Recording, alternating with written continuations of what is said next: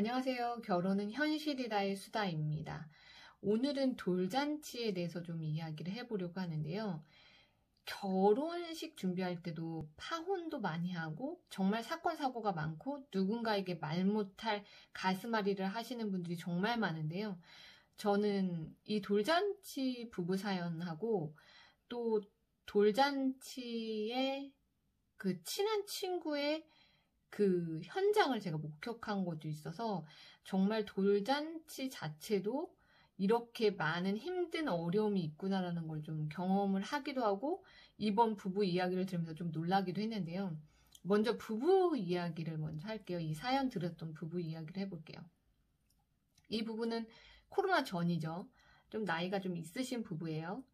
그런데 그 시댁 부모님이 시어머니 되시는 분이 엄청 대단하셨다고 그래요. 뭐 삿대질은 기본이고 결혼해서도 예단 예물로 이분을 되게 많이 힘들게 하셨던 분이라고 하시더라고요. 그런데 이제 돌잔치에 모든 사람들을 초대했는데 이 시부모님께서 늦게 오신 거예요. 늦게 도착하셔서 먼저 오시는 분들이 축하금을 주시잖아요. 그걸 받을 분이 없어서 이제 친정 부모님한테 그 돈가방과 그 받는 거를 부탁드린 거예요. 그런데 이 시댁 부모님들이 손님이 다 온 상태에서 도착을 하셨는데 친정 부모님이 받는 것을 보고 그리고 친정 식구들이 그 돈을 챙겨서 이렇게 정리하는 걸 보시더니 그 돌잔치 행사인데도 불구하고 거기서 고래고래 소리를 지르면서 돈을 누가 함부로 관리하라고 했냐, 누가 여기다 맡겼냐 등등등 정말로 주변 손님들에게 정말 민망할 정도로 그렇게 소리를 지르고 그 행사 현장이니까 아이의 컨디션도 중요하고 그 부부들의 또 기분도 중요하잖아요. 사진 촬영도 하고 많은 사람들하고 행사를 같이 준비하잖아요. 진행을 하잖아요. 그런데 행사에 참여 중인 며느리를 불러다가 룸에서 삿대질은 기본 욕설과 함께 소리를 지르면서 돈 맡긴 거에 대한 것을 막 뭐라 하더라는 겁니다. 이 며느님이 너무 슬픈데 행사잖아요. 집안 행사도 있고 손님도 있잖아요. 정말로 눈물을 닦고 화장을 다 했는데도 불구하고 다시 본인이 메이크업을 하고 나와서 행사를 진행했던 경험이 있었다고 하시더라고요. 그리고 난 다음에 이 부부는 이혼은 하지 않으셨지만 이 남편분께서 그 어머니 아버지가 다 돌아가셨어요. 그리고 난 다음에 이 아내분의 눈치를 많이 보고 살고 계신다고 하시는데 아직도 그 며느님은 그때의 기억만 생각하면 정말로 온몸이 다 치가 떨릴 정도로 그리고 그 남편분을 지금 바라봐도 그때 일이 생각나면 그 남편분한테도 이렇게 화가 나신다고 하시더라고요.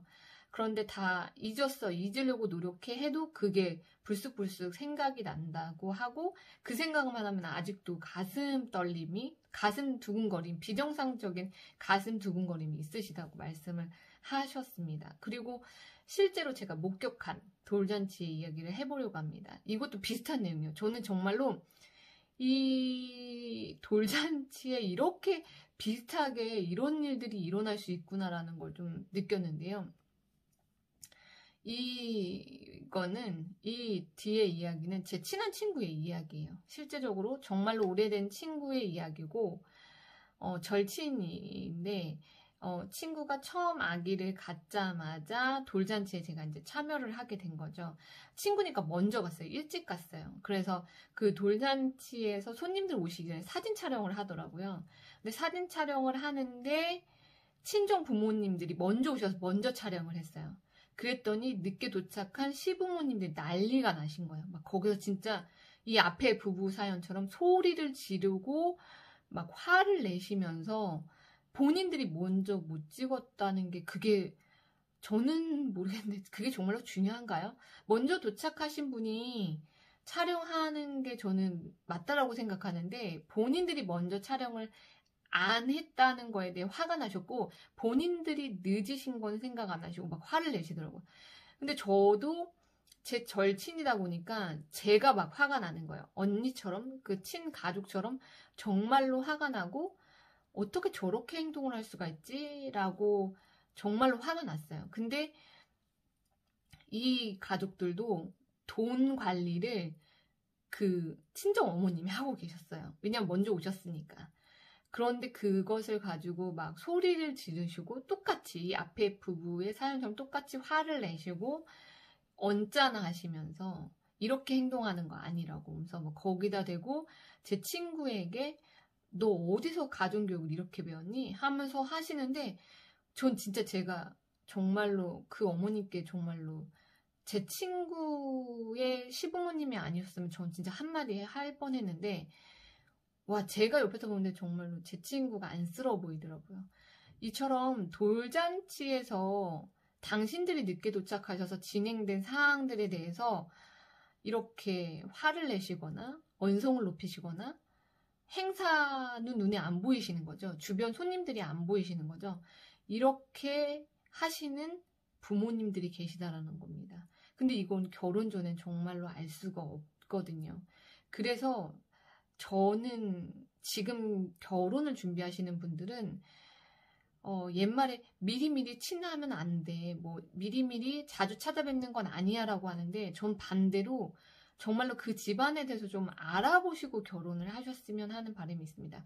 물론 결혼 전에 방문했을 때는 다 연기를 하시거나 실제적인 모습을 안 보이시겠지만 그래도 자주자주 뵙다 보면 아니면 뭐 집으로 가는 걸 바라는 게 아니고 자주자주 어떤 상황에 따라 이렇게 만남을 가졌을 때 걸리는 부분들이 있거든요, 분명히. 그런 행동 하나하나가, 왜 저러지? 왜 저러지? 하는 부분들이 분명히 있으세요.